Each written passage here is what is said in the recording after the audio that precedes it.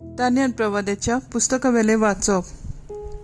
हांव दानियल एकदम घाबरलो आनी म्हजे तकलेंतल्यान दर्शनां गळटालीं.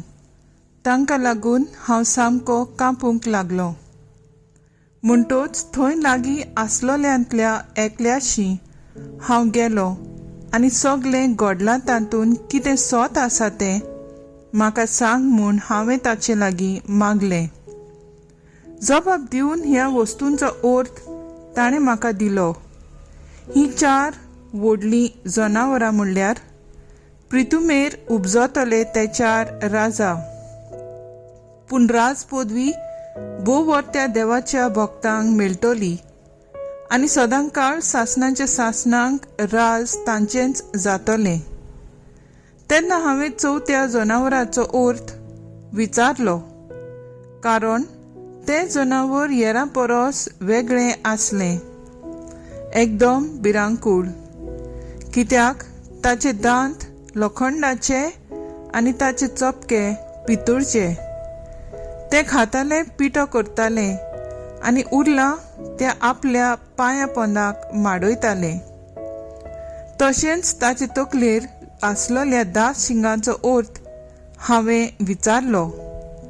आनीक एक दुसरें शिंग कित्याक उपजलें आनी पयलीं 3 कित्याक पडलीं आनी ह्या शिंगाक कित्याक दोळे आनी बोडाय उलोवपी तोंड आसलें आनी हे शिंग कित्याक हेरां परस बोडाय दाखयतालें. हें सगळें हांवें विचारलें. भक्तां कडेन झूज मांडून तांकां दोमायताले म्हूण हांवें देखलोलें तेंच शिंग हे.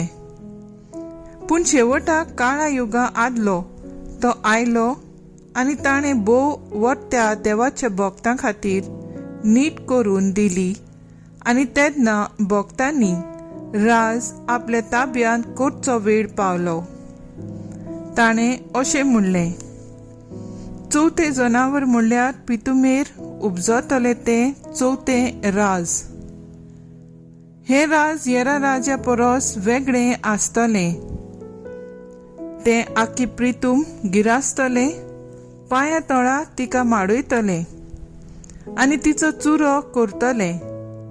10 शिंगांचो अर्थ असो, ह्या राज्यांतले ते एक राजा उपजतले आनी हांच्या उपरांत आनीक एकलो राजा.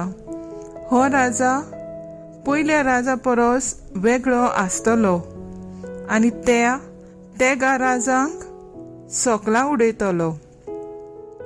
तो भोव वर्त्या देवाचेर आड उलयतलो आनी भोव वर्त्या देवाच्या भक्तांक तो सुतयतालो.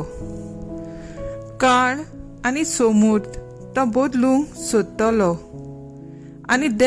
आनी देव ताका भक्तांक आपणाचे आधीन करूंक दितलो आनी भक्तांक ताच्या आधीन करतलो, एका काळाक, 2 काळांक आनी अर्द्या काळाक. पूण ताची मनसुबी जातली आनी देव ताचे कडली पदवी काडटलो आनी ताचो सत्यानाश करून ताचें निसंतन करतलो आनी पदवी आनी रायपण आनी अंतराळा खाला आसलोल्या सगळ्या राजांचें व्हडपण भोव वर्त्या देवाच्या भक्तांचे परजेक देव दितलो. ताची पदवी सासणाची पदवी आनी सगळीं सम्राज्याच्या ताची सेवा करतलीं आनी ताचें आयकतलीं. देवाचें उतर हें. देवाचें बोट उपकार. आयकल्या देवाच्या उतराक आमचो जबाब जातलो. ताका मोहिमा दियात, मान दियात सासणाच्या सासणांक. मनशाच्या पुता दुवानो सर्वेस्पराक वाखाणात. इस्रायला सर्वेस्पराची वाखाणी करात. सबाब ताका मोहिमा दियात, मान दियात सासणाच्या सासणांक. सर्वेस्पराचे याज्ञिकानो सर्वेस्पराक वाखाणात. सर्वेस्पराच्या सेवकानो सर्वेस्पराक वाखाणात. सबाब ताका मोहिमा दियात, मान दियात सासणाच्या सासणांक. प्रमाणीक मनशांनो, सर्वेस्पराक वाखाणात. भोगतिवंत आनी खालत्या काळजाच्या मनशांनो, सर्वेस्पराक वाखाणात. सोबाब, ताका मोहिमा दियात, मान दियात सासणाच्या सासणांक. उद्गार.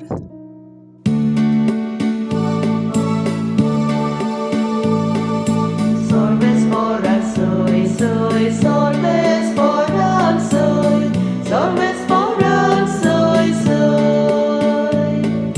Sorvesporak soy, soy, sorvesporak soy, sorvesporak soy, soy. मनशाच्या पुता मुखार खात्रीन उबी रावंक तुमी पुर्ती जावचे खातीर सगलो वगोत मागणें करात, जागृत रावात आनी तयार रावात.